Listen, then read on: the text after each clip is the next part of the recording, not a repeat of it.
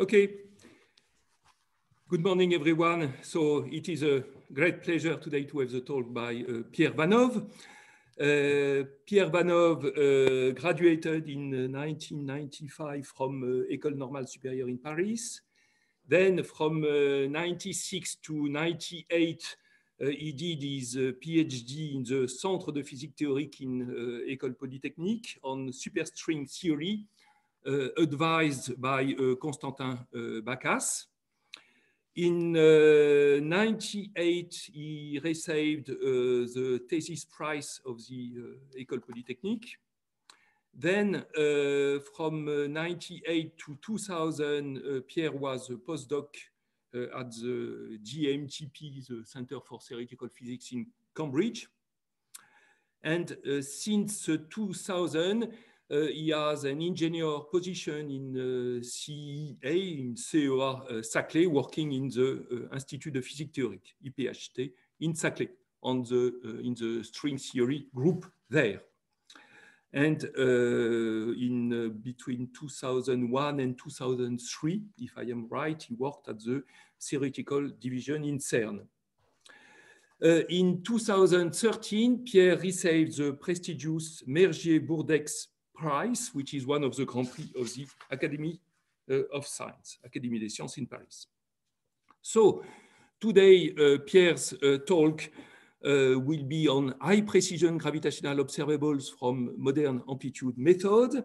And not immediately apparent from this talk, it is actually a talk on the theory of gravitational waves motivated by the LIGO-Virgo detection. Just a few words on the context. Since many years, people have investigated the theory of gravitational waves using traditional methods in classical general relativity theory. And these methods are essentially the post-Newtonian method or the post-Minkowskian method. But now there is a large community coming from high energy physics, which is redoing and in some cases adding new results to these traditional methods using quantum field theory inspired method. And the modern amplitude method that Pierre will talk about is one of these methods. So Pierre, several times you asked me if I would be present at some of your talks so that you can show me how powerful these methods are. And so today, this is a great occasion for you to convince me and everyone that these methods are indeed highly competitive with respect to traditional method in GR. So Pierre, we are eager to hear your talk. Okay, thank you very much, Luc, and for this introduction. And it's a great pleasure to give such a talk in front of the people from IAP and in particular you, Luc, and Thibaut, because in a sense, what I'm going to explain is a way to approach some physical questions related to gravitational wave observables that you, are really the expert of. And the motivation of this work that is, already started a few years ago with Émile Biombor, Paul Damgard, Ludovic Planté, and more recently Stavros Mogiakakos, my PhD student who finished with it, defended in December, is to first develop methods that will help getting to higher orders in the post-Minkowskian, the fully relativistic expansion, and as well the post-Newtonian expansion, in order to try to be helpful, for analyzing the gravitational wave signal. So the motivation, of course, is that we know the Einstein theory of gravity is the main paradigm for describing gravity in our universe. So this is the the single theory of gravity that essentially dictates what is gravity at small scale, so on the level of the solar system, or at the cosmological scales, right? And there are a lot of constraints on deviation from Einstein gravity, and so far, except the standard issues about dark matter and dark energy, there are a lot of tests that essentially, we don't have a clear idea yet what could be beyond Einstein's theory of gravity in a consistent way, although there are a lot of measurements at various scales in the universe. So in a sense, if you want to think about, if you have the feeling that indeed Einstein gravity, which you want to call general relativity, works very well, but needs to be supplemented by something else, it's very natural to try to have an approach that is an effective field theory approach, where you can study the gravitational force at various distance or energy scales. So you want to have a setup which allows you to essentially be able to probe gravity in a way that is, includes Einstein, classical Einstein gravity, but something that could be beyond that. So that's a strong motivation. And the strong motivation actually came from, at the beginning, from having interacted with and worked with John Donahue. And so you want to have your gravitational sector plus the matter sector, so that the low energy degrees of freedom are, the standard Einstein, the standard gravitational degrees of freedom. So in terms of particle, you want to have a massless spin 2 graviton that propagates. And you want to, I'm assuming here that I have diffeomorphism invariance, but as you see here, I want to be able to have a setup that allows me to compute in D dimension. So this is one thing, is that actually the technique that I will describe in this talk will allow me, for example, to compute gravitational observables, do the post-Minkowskian expansion in D dimension. So not just 4 dimensions, but in general D. And as well, although I will be restricting myself to just very massive scalar field, there is, you can as well include various sectors that couples to gravity. And so you can consider extensions of, corrections to this action, either by higher derivative terms or over matter fields. And that could be, that would be, in fact, very useful if you want to study what goes beyond, if you want to do some phenomenology related to the gravitational force, in particular, try to look at some interesting new physics, maybe in the gravitational wave signal. So you need to have a setup that allows you to include a lot of things in there. So one of the things I want to stress is that actually gravity is, as Björk can explain, maybe the best effective field theory. Because, of course, there's an issue when you try to define the quantum. You quantize gravity, there is the issue about renormalizability, but as an effective field theory, it works pretty well. In a sense, we know all the Feynman rules, at tree level and loop order. Actually, I will do loops, quantum loops. And we have a way to just compute something in a consistent way. So even, at cosmological scales, at small distance scales, at various scales, you can use an effective field theory of gravity, compute something, and then try to get a number out of that you can compare with observations or experiments. So in a sense, it's a very, it's a good setup. It's a setup where you exactly know what you are doing, in sense. So, and the other thing is that, so as we know, the black holes are, and compact object, Prediction of general relativity.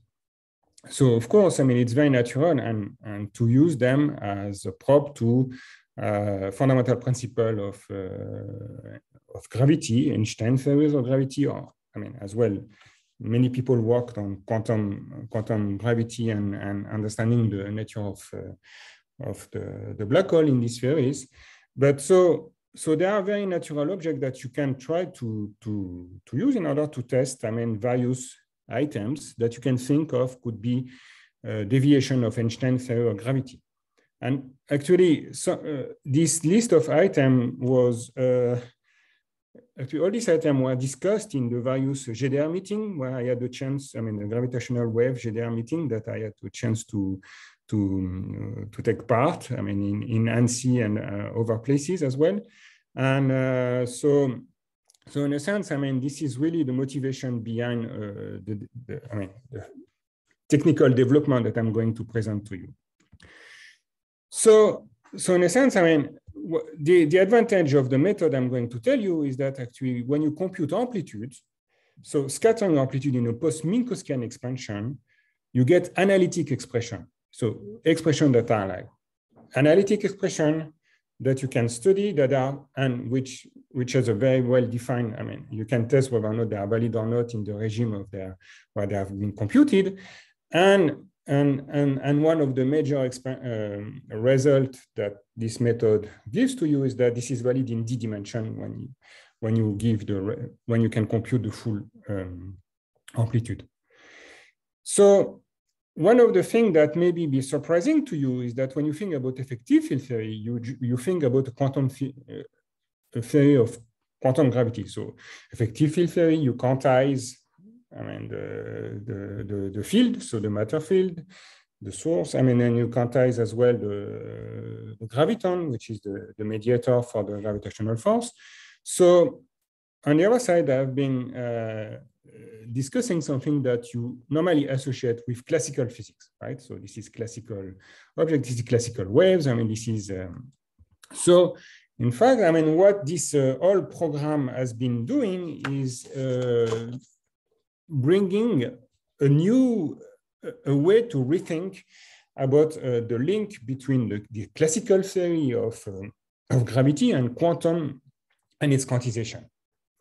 So clearly, when you have a classical theory that you quantize, I mean, you'd better get back the classical limit by taking, I mean, going to the classical limit, I mean, by an approximation. So that's a consistency of the way you are approaching your quantum theory of gravity. But in practice, you could say, well, I mean, that looks very bizarre because what I want is a classical object. Normally, the curly M is the classical amplitude. So my two body scattering, here the classical graviton exchange. Here, this is the relative velocity. So this is the momentum transfer, and this is the power of Newton constant. So this is the post-Minkowskian expansion. This is fully relativistic, right? So if I compute here a quantum object, then it's not clear how I can just extract from this the classical observables. Okay, so and in fact, when I'm talking about the classical observables, what I want to focus on, because this is a very, very central object that allows you to link the scattering regime to the bound state regime, is the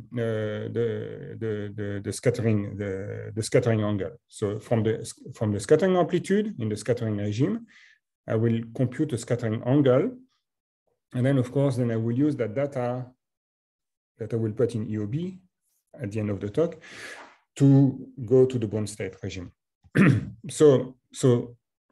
But the thing is that the approach is to get a classical object from quantum scattering. So there's a question, yes? So was the chap on the last slide doesn't look like Feynman? No, this is not Feynman, it's Wheeler. This is Wheeler.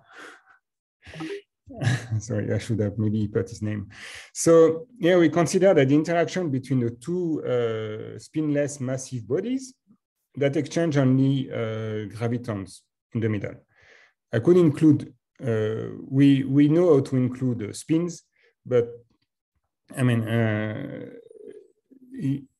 if you want to go to higher order in perturbation in the power of Newton's constant, it's easier to do it with spinless matter because spins, I mean, the computation with spin, I mean, is very, is much more technically difficult to do. So you get, I mean, it's easier to go to higher order for spinless than with spin, but in principle, the method works as well when you have spin. I mean, it's, I would say, just a technical question, which is an important point, but still. Okay, so this amplitude here is the relativistic amplitude. So this is the velocity, this is the momentum transfer, and this contains everything. So everything is quantized. There's H bar everywhere, quantized spin 2, quantized spin the matter field. So the thing that is really new is the following, is that there is a very special H bar going to 0 limit that tells you that to any loop order, you have an expansion of your quantum amplitude. So this is the quantum amplitude, yeah, that has 1 over H bar to the loop plus 1.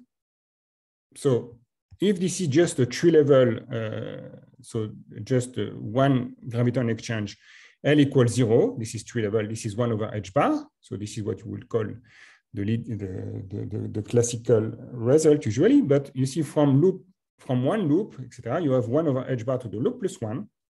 And the object that you want to identify is the classical quantity, which is the thing that is exactly the same diagram. So the diagram that is here, you can read it in 2 ways. You can read it in a way where you see this is a classical exchange. So you have a word line here, you have another word line in space-time, and then you have the graviton, no H bar anywhere. You are just solving Einstein's equation in perturbation and and turning the crank. But if you see that as being a quantized diagram, so where you quantize the graviton according to the Feynman rules, I mean so this is a massless spin 2 field, and the interaction here is given by the minimal coupling that you get from having linearized the stress energy tensor coupling to of your field. Then you have an object that is much more complicated because it contains a lot of things. It contains a lot of ultraviolet divergences and things like that. But so in the middle of it, there is the piece that you want to extract. So that's a statement that actually is not that recent. I mean, Iwasaki already noticed that at one loop in a quantum theory, you had a classical piece that was exactly the 2 p.m., the second post-Minkowskian contribution. And then Holstein and Donoghue as well, they were the first to systematically explain that actually there's always a classical piece in quantum loops. I mean, that's the same as well in QED. You have the same kind of expansion. But the thing is that no, this is the whole stuff. I mean, the whole logic of this program is this. So we have modern technique for amplitude computation allow you to compute an object that is here. This object is a complete quantum amplitude. So that means in particular, it is constrained by unitarity. So unitarity is applied on the full guy. So that means it applies on, I mean, it relates, it gives you relations between the various terms in this Laurent expansion in 1 over H bar. And in a way, you can say that there's a way that unitarity of the quantum theory dictates the form of the classical piece. Okay, and that is a very powerful statement because then you can use modern techniques, modern unitarity method to compute, import what people have developed for high energy physics to this gravitational computation. So so one of the things I want to say is that first, I mean, we want to make sure that we get the limit right. I mean, so that means that the piece I extracted is really the classical piece in a sense that if I just did the computation in classical gravity, solving the Einstein's equation of motion, I would get the right thing. So this is a question that is not new. In a sense, Mike Duff in 73 asked already the question. He said, okay, we can quantize gravity, but we have to make sure that we get the correct h bar going to 0 limit to make sure that we reproduce correctly the classical result. I mean, it's something that one needs to check.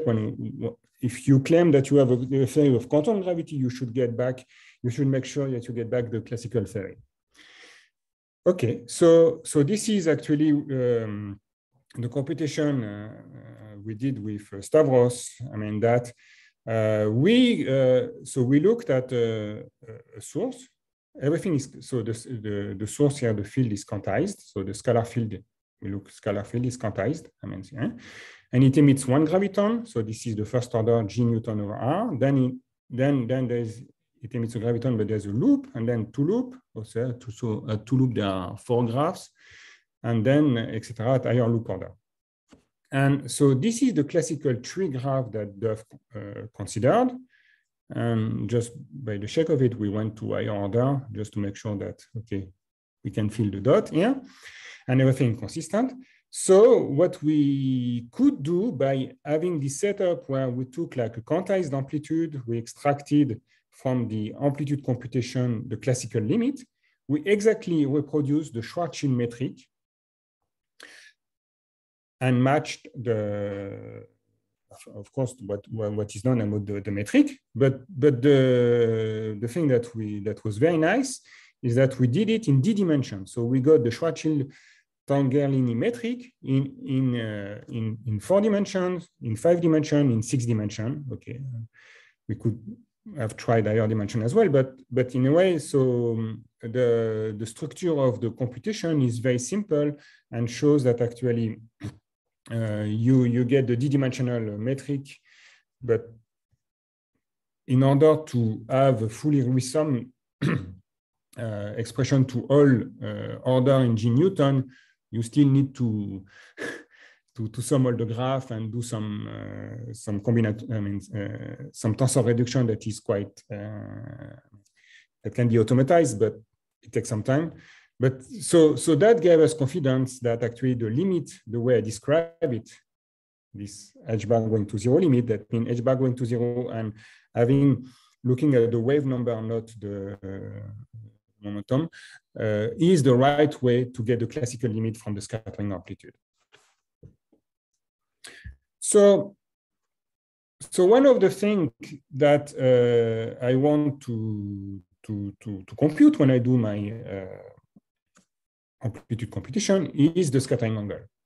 Because as I said, the scattering angle is one of the key objects, and Thibault has been one of the champions of, using this physical quantity to make the link between this amplitude and the post-Newtonian and Minkowskian expansion in all ways. So the scattering angle is a very important quantity to look at. So the scattering angle essentially is obtained by the variation of the iconal phase respect to the impact to the B parameter. It's not strictly speaking the impact parameter, but okay, it's so this is the energy in the center of mass. So gamma is the standard velocity we call. This is P1.P2 over M1, M2. This is the mass of my two objects. And what you do is that you have your amplitude in Q space. So Q is the momentum transfer. You do a Fourier transform orthogonal to the plane of scattering. So you do a D-2 Fourier transform. So if you're in 4 dimensions, this is a 2-dimensional Fourier transform.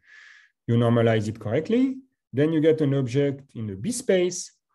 And what you want is that you want that actually the perturbative expansion of this object exponentiate.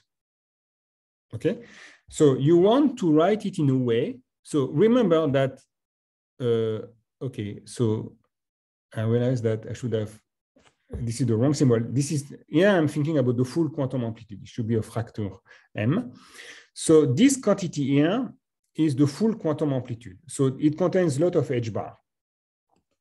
So I'm sorry, that should be this m here that contains a lot of h bar. So when I'm doing this iconization, I want that the delta here, the delta in purple, has no h bar. So this is the classical delta, such that when I look at the saddle point and I differentiate respect to b, I'm getting sine of chi over 2, which is a classical quantity. So you see the exponential has 1 over h bar, huh? So that the h, and this big delta has a lot of h bar in it. So if I write it this way,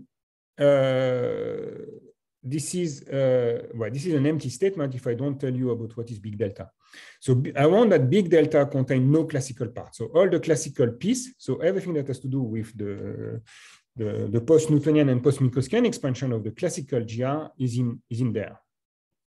And this delta has an expansion like that. So that's an absolutely highly non-trivial fact. I mean, the iconization is a result of the perturbation theory. I mean, it's, if you want to prove it, that it applies to any loop order, it's, I mean, I don't know any proof. I mean, iconization at the exponentiation of the phase at one loop and two loop had been done, I mean, can be done actually by hand, I mean, by looking at the systematics of the amplitude. It's a very non-trivial statement, but it has to be true. So because, I mean, this is the way the amplitude, you are connecting the scattering amplitude to this physical quantity. So one of the things that goes nice with this idea is that when you think in terms of the S matrix being resummed, then you realize that the classical part that has no h bar is in an exponential when there's an h bar in the denominator. So you know that if you expand the exponential, you are going to get a lot of inverse power of h bar. And that's precisely the role of all these terms that are more singular than the classical one. So at L loop order, the classical bit that I want to extract is the 1 over h bar. But there is already from one loop something that is more singular when h bar goes to 0 than the classical piece. So the thing is that could be puzzling, because you could say, well, that looks weird because something is more singular than a classical contribution. But how is it possible? And in fact, it's possible just because of that. If you didn't add this more singular piece, you will not be able to exponentiate. And that is one of the main, that was surprising when it came out the first time in the computations, but then it was, I mean, it became clear that this is not a bug. I mean, this is really needed. Okay, so at the conceptual level, things seems to be consistent, except that now you see that there is a problem, because when I am at one loop, I need to extract the next to leading contribution in the h bar going to 0 limit. When I'm at two loop, there is 1 over h bar cubed, 1 over h bar squared, then 1 over h bar. So I have to go 2 steps down in the expansion. And if I am going to go to, I don't know, 5 loops or whatever, then you know, the guy I want is deeper and deeper in the Laurent expansion. And all these objects here, actually, they are kind of interesting, but they are not very new, because by consistency, you know, by consistency of the expansion of the exponential, you see that actually this is objects that are known from previous loop order. So you are going to face a problem that when you do the computation, you would have to make sure that you extract the classical object here to compute a lot of things that you don't want. I mean, they are just there to make sure that you have not forgotten some contribution and consistency, the consistency of your computation. So that's kind of annoying because you need to design a method where you just want to extract this and make sure you are not spending your time on computing something you don't want to get. So that led us to introduce, to rethink about what it means to have an exponentiation of the S matrix. So we are here, this is the S matrix, this is the T matrix, and the at means this is an operator. And then you want to define an operator n that is an at over h bar. And essentially, you want that this operator, the classical part of the mean value of that operator will give you something that that is called the radial action that is used, in the computation of the various classical observables. But so far, what I'm doing here is that I just want to understand what is this iconalization and understand the meaning of in the context of this gravity computation. Because I am doing a two-body scattering, so the two-body scattering with matter field, and only gravitons are the low energy degrees of freedom, the massless propagator. So I have phase space. So this is my completeness relation. I have a phase space that is the two particle states. So my matter field 1, my matter field 2, momentum and energy. And I have the possibility of exchanging as many virtual gravitons as I want, okay? So this is so I start from n equals 0, I don't have any graviton, and then I have n equal 1. So essentially, so what it means is that the computation, the unitarity, the full unitarity of the S matrix implies that I have the exchange of all these virtual gravitons. And these virtual gravitons are going to be extremely important because this is precisely this contribution that will go into the radiation reaction contribution, and that tell you that both the low energy and the high energy behavior of the amplitude is the right one. So in a sense, so that is one thing. And in a sense, what I want to say is that, I repeat something that I've already said, is that if you think in terms of classical gravity, you don't seem to be seeing anything about unitarity. But here it's embedded into a quantum field theory setup where you want to keep unitarity as your guiding principle, and so that you are making sure that you are not missing any contribution in your amplitude. Okay, so the thing that I want to explain is that this expansion, which is forced us to rethink about a reorganization of the Feynman graphs and the way you think about the scattering amplitude. Because as I said, you want to compute that, you don't want to compute all of this. Because so let me look at what happens at one loop. So at one loop, you would have a particle 1, particle 2, and they can exchange 2 gravitons. Okay, so that would be a contribution to the 2 PM, 2 post-Minkowskian exchange. So there is the box and the cross box. Okay, so there are overgraph with triangles, but let's look at these ones. So this is the momentum transfer, and then you have the propagators, and here you have the propagator here. The propagator here are these massive propagators, and you have the massless propagators that are there. Okay, and you want to take the h bar going to 0 limit. So what you do is that you do some rescaling of your variables in order to exhibit h bar. H bar is here, h bar is here. And now what you see is that because we are using Feynman integrals, so in a sense, it's not word line when you just have one type of retarded propagator. We are using the Feynman propagator that are both the retarded and the advanced propagator. So there is the I epsilon here. So the I epsilon is not in the square, it's here.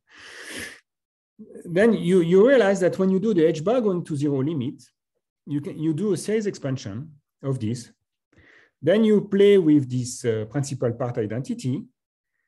Then you can rewrite the integral in terms of 2 delta functions and 1 delta function. Okay? So, and then what happened is that you realize that the one with 2 delta function is like cutting the 2 lines here. So it's like putting cutting the lines and freezing your scalar field to sources here. And the contribution with 2 delta function gives exactly the square of the 3-level contribution, the 1 PM, which is 1 over h bar square. And the one with 1 delta function as 1 over h bar, and it's exactly the piece that you want to call the 2 post-Minkowskian contribution to the phase, which will be the delta 1, then that I will use later on to compute the scattering angle to the 2 post-Minkowskian order. And if you then do a 2-loop computation that will give you a 3 PM order, then you have more massive propagator that you can cut. And then if you cut a lot of massive propagator, essentially you are in the probe limit. And this gives you the cube of the 3-level. If you cut 2 propagator, there is a mixing between a 3-level and 1 loop. And then if you cut, if you cut 2 propagators, then this is why you see emerging the classical 3 PM part. So graphically, you have, for example, a 2-loop one. And then what you do is that when you cut these guys, in various ways, you see factorization directly at the level of the graph. And then the remaining piece that you need to compute, which is the one you want to put in the, I'm sorry, I should have put a delta 2 here. You want to put in the exponentiation, you just identify it by computing some integrals with delta functions. So it means that actually there is no real value in having an analytic evaluation of the full amplitude. So you could try to compute this guy as a function of all its kinematical invariants. But then you will have a complicated object, an elliptic integral in that case, I suppose. And then you will have the problem of taking the classical limit. And so an analytic expression for the full amplitude is not a good thing to do. It's better to do the approximation in the integrand like that at every loop order and have an expansion by the number of cuts that you do.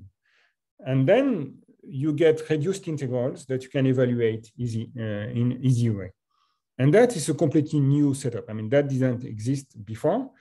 And in fact, I mean, that gives you, we have a full control of the amplitude computations till 3 PM in D dimension. So it's not just 4 dimension. I can compute 3 PM in whatever, in 5 dimension, in 6 dimension, for whatever it's useful. Okay. So now let's get back to the scattering angle. So if I do the computation at 1 PM, which means 1 gravitational exchange is 3-level, I'm getting this. And at 2 PM, the 1 loop, the box plus its companion, give me this. So the 1 PM and 2 PM angle are the same as for the test mass in a Schwarzschild black hole. Okay. One of the things that if you, I mean, I don't have the time to detail the computation, but if you compare the way you get to that result to the one for generic mass, I mean, it's okay. So the computation is really for generic mass M1, M2. So it's compared to the computation by Westphal, that's really, really much simpler. I mean, this is really where, in that case, where you see the advantage of using this method from amplitude. So it's at least very good because it seems that we have a setup that seems to be efficient and consistent. But so far, I haven't gotten anything new, and so now comes the interesting part of all these discussions. if you go to 3 p.m., which is a two-loop computation, there is a piece that is in here, in orange, that is the conservative part, okay? And there's a piece that is in red, that is the radiation reaction part. So in a sense, I mean, I'm trying the color coding, okay. So the radiation reaction part comes from the graph where I have this virtual graviton that starts to contribute, okay? You see two things. I mean, things that are were already well known before this amplitude computation is that indeed from 3 p.m. You have a dependence on nu, which is this nu, and in fact the nu dependence is a very interesting way to look at the form of the scattering angle in general. And as Thibault explained, I mean, there is a nice trick to use the information, the generic form of the nu expansion, and to try to get the full, for obtaining the full scattering angle from a minimal set of computation. And what is nice about what Thibault said is that this new expansion he describes goes extremely well with this velocity cut technique, which organizes the computation in terms of probe next to probe, etc. And so that's very satisfying. And then there is this guy here that is the radiation reaction term. And this radiation reaction term comes from the full scattering amplitude. So in a sense, it is the object that is inside the amplitude. It's predicted by, I said, the unitarity, so of the S matrix. So if you had only computed an object that is like that, I mean, contain only the first two lines, you would not have, you will have violated unitarity. So it will not be surprising to get, like, for example, issues for the high energy scattering, as Thibault explained, when the first result about the 3 p.m. came out by the potential computation by the very impressive method developed by Zwieberle and company. So then there is the radiation reaction contribution. Okay, so the radiation reaction contribution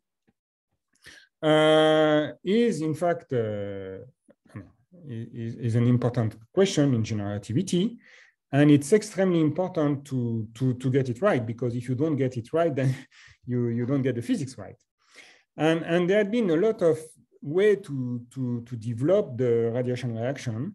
So there is the matching between the potential and the soft mode.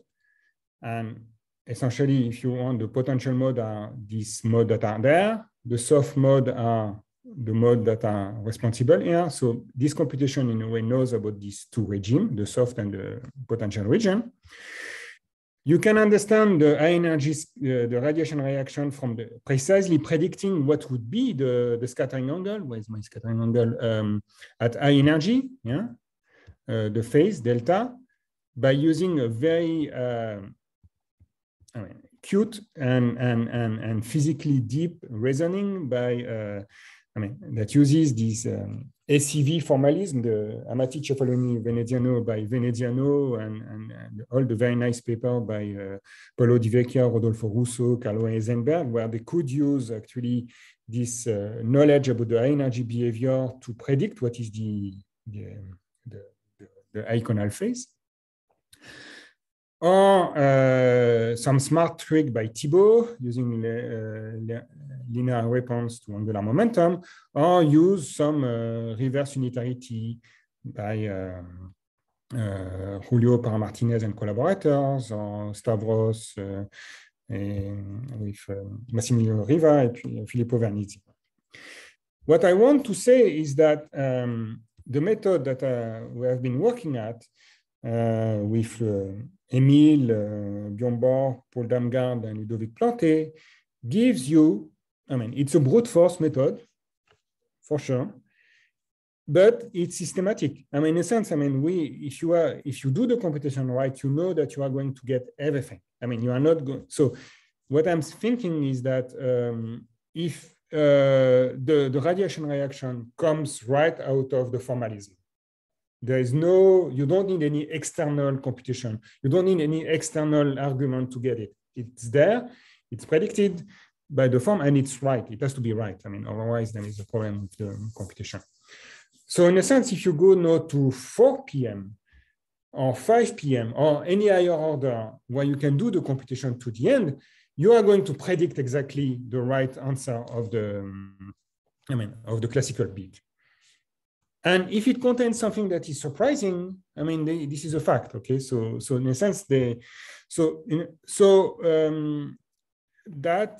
is a way maybe to try to say what is the strong point of this direct approach to the scattering amplitude through this unitarity method, adapted with this velocity cut in order to just extract the classical bit from a very, very big complicated object.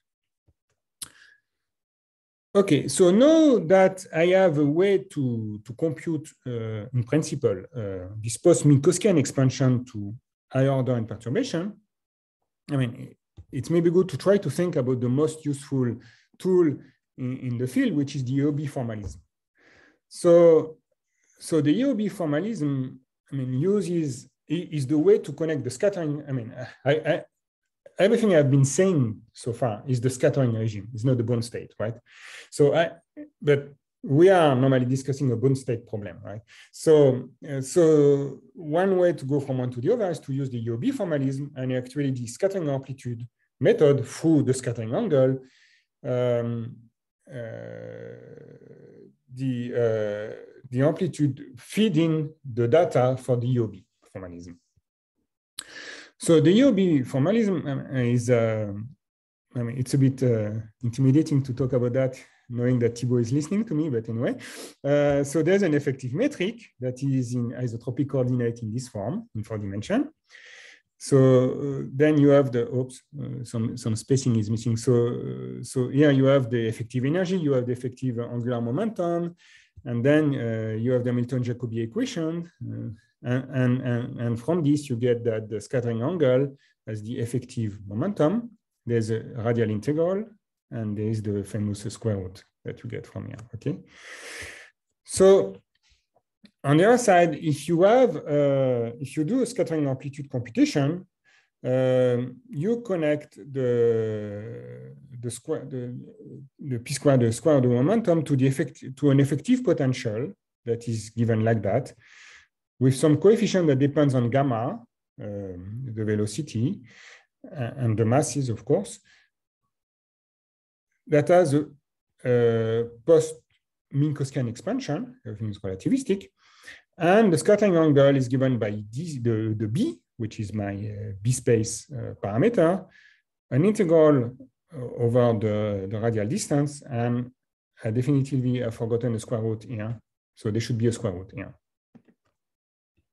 So now what you want is that naively you would say, okay, if there's a way to identify that thing under the square root, under that thing under this, it should be a square root here, then you would have a way to map the parameter of the EOB formalism to the data that you get from the scattering amplitude, okay? So one needs to look at what is the main ingredient of the EOB formalism. So there is an energy map, okay, which is this way. There's the momentum map, which is this one. So P effective over mu is mu is the reduced mass, is P infinity E divided by M1, M2. And then you have something that is the angular momentum map.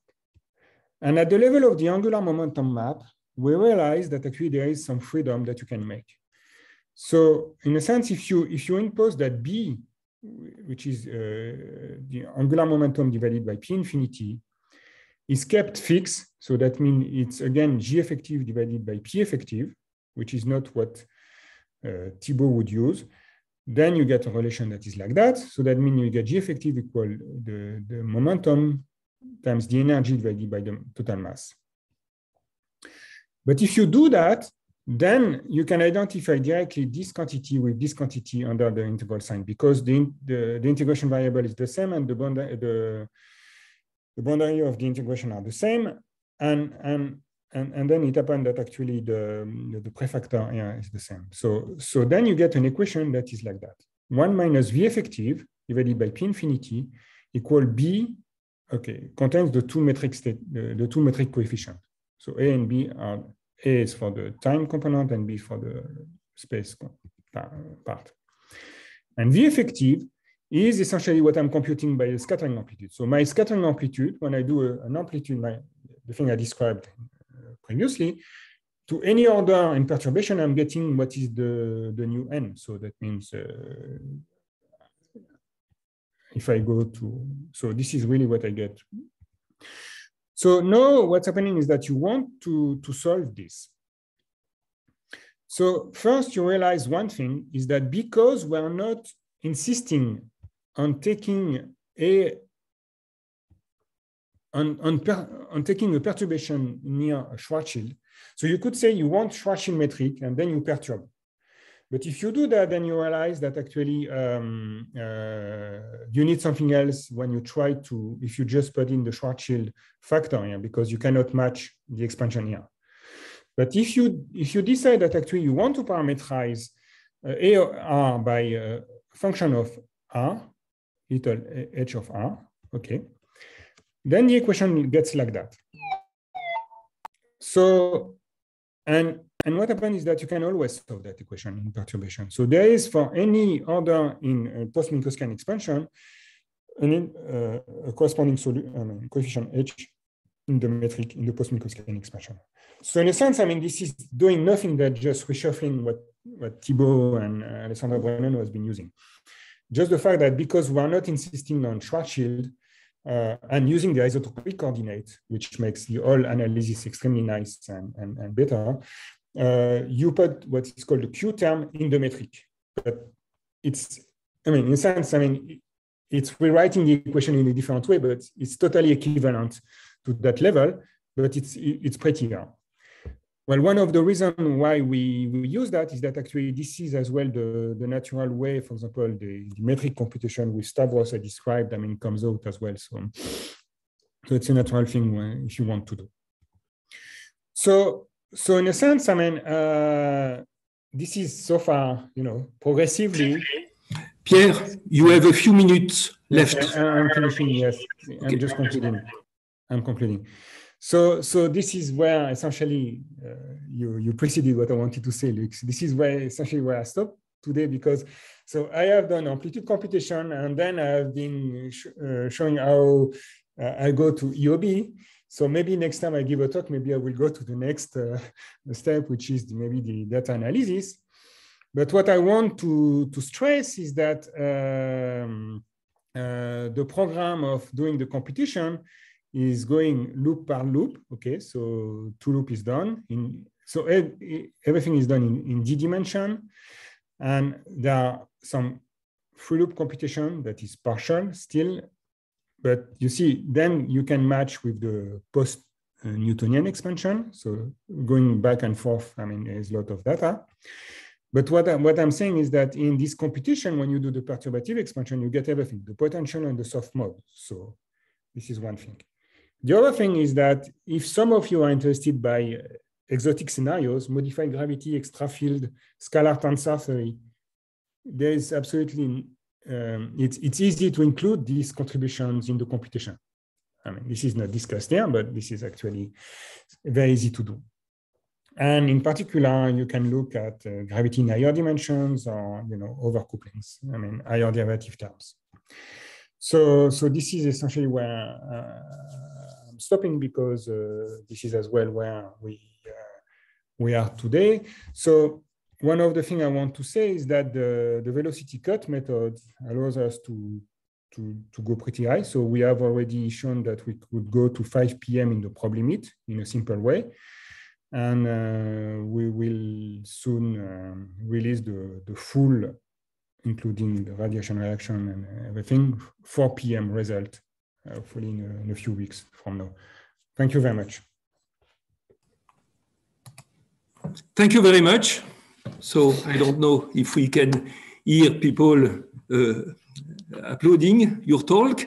So I don't see for the moment question from the chat, or maybe Irina can confirm. So I will ask the first question. So I don't understand, or I don't see why it is apparently so difficult to extract the classical limit from the scattering amplitude approach.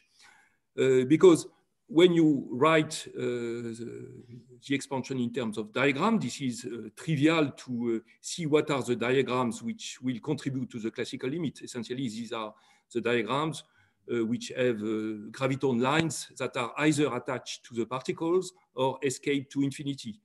And people from effective field theory have algorithms to generate all the diagrams, all the possible diagrams, which will contribute to the classical limit at some given order.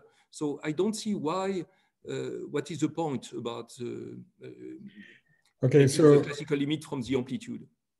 Yeah, so the thing is that I agree that if you think in terms of, I think you are thinking in terms of word line formalism, and this. So indeed, it's easy to list all the diagram, right?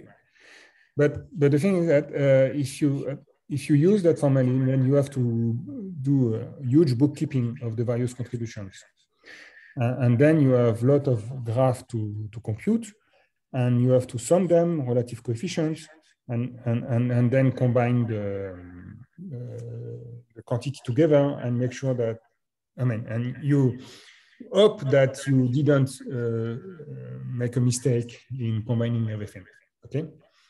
Here, what happens is that in a way, everything is resummed. Then by using this cut technique, I mean, it's a completely different way of writing the computation. So because then everything is resummed, then a lot of cancellations and reorganization is taken care of by the formalism. What happens is that, for example, at free loop, where word line people would have master integrals, I mean, 160 master integrals, we only have 40 master integrals, so much smaller. But because, because everything has been put together in a simplified way with a lot of cancellations and recombinations, we have kind of messed up the thing that we call the classical bit with all the other quantities that are quantum part. Mm-hmm. So this is why we need to be careful about the way we do the h bar going to zero limit and just focus on what corresponds indeed to what you call the classical piece. Okay. but this velocity cut method, which is to put this delta function here, has a direct, you see, when you look at it, it has a direct correspondence with precisely all the graph that you are describing. So if I write all my possibility, all my velocity cut there, I will exactly list all the graph, all the classical diagram that you are thinking of. Except that when I apply them in my integrand that I have constructed through unitarity, the thing had been resummed and reorganized in a different way. So in a sense, I mean, it's we gain something at some point because at the end of the day, we have less integrals to compute. Okay.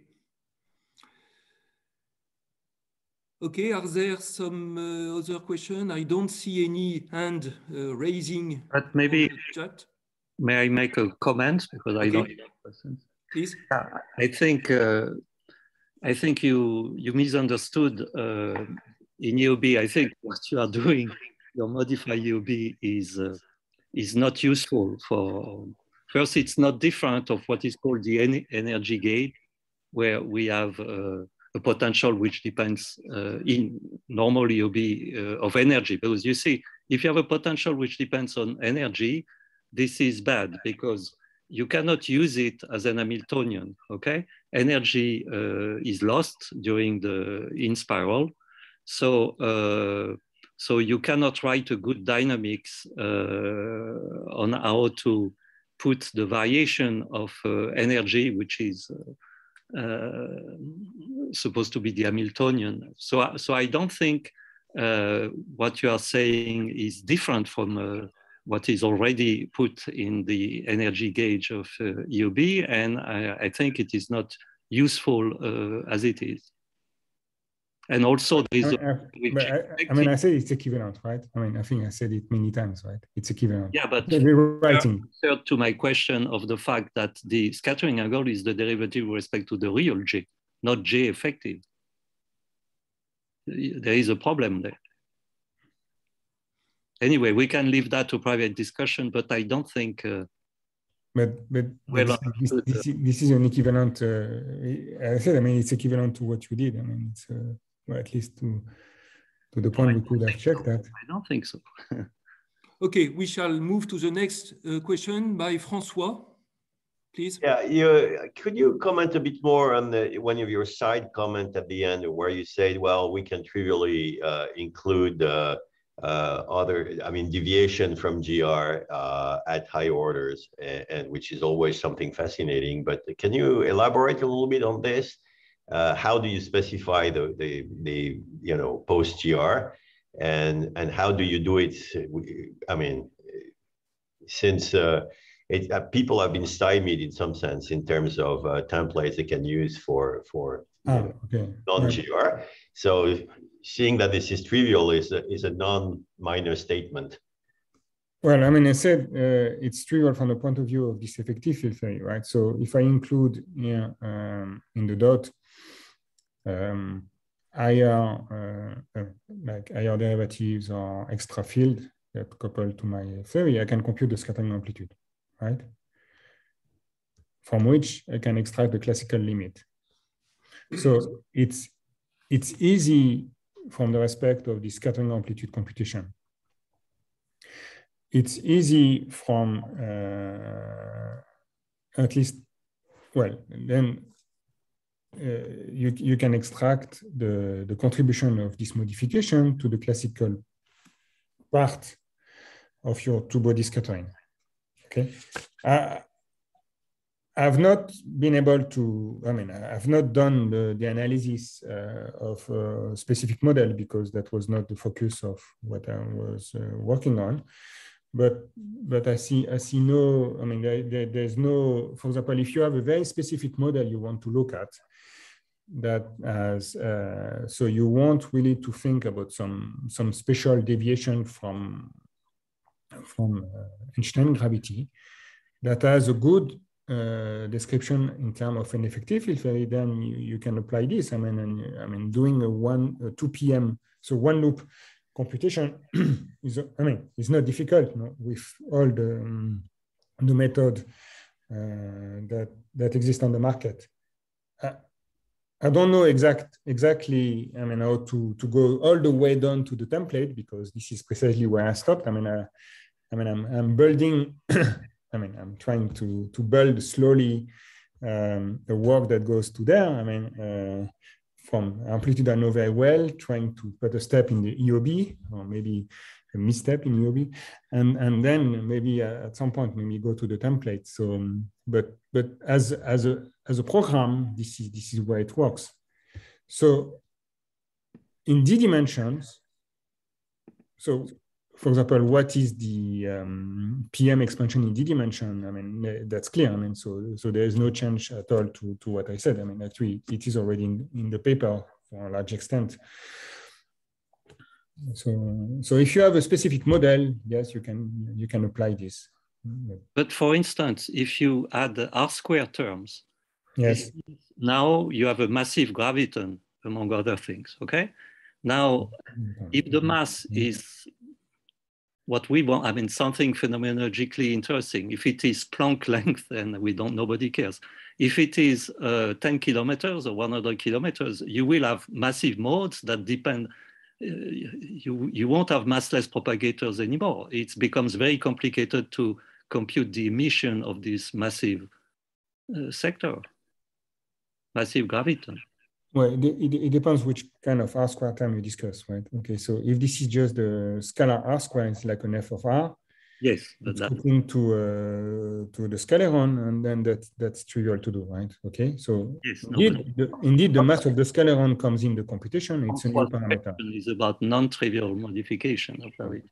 So if you have the R-square term that leads to, as you said, a massive graviton, I mean, you can definitively compute the scattering amplitude. I don't understand why. But there is. It depends on the coefficient. If you are depends on the coefficient, yes, but then the coefficient is kind of free. Okay, so the physics is.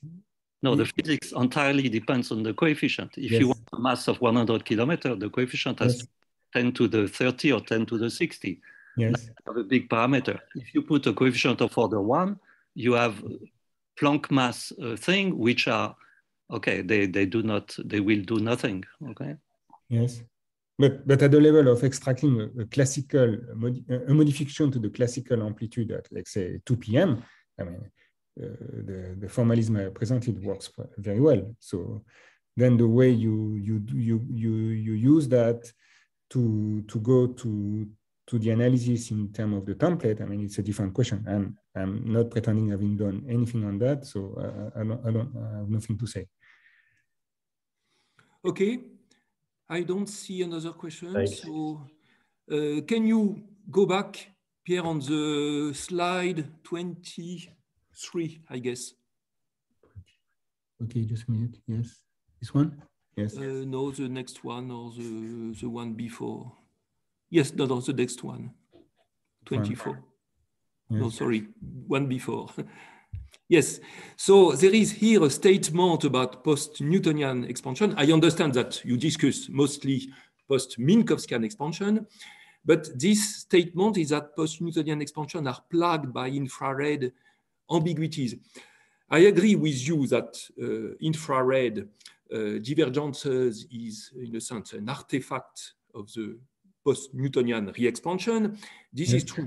However, in the framework of post-Newtonian calculation, these infrared ambiguities or these infrared divergences have been proved to cancel out completely. And I mean that they develop poles coming from radiation modes, and the poles are exactly balanced, cancelled by other poles coming from the potential modes, and the problem has been completely solved within post-Newtonian expansion. And we can expect that this is true not only at the first order, where infrared divergences appear, namely 4p order, but we expect that at next orders as well, the problem will be solved in the same way. So I mean that they are plagued, of course, with ambiguities, but these ambiguities actually can be determined, and all the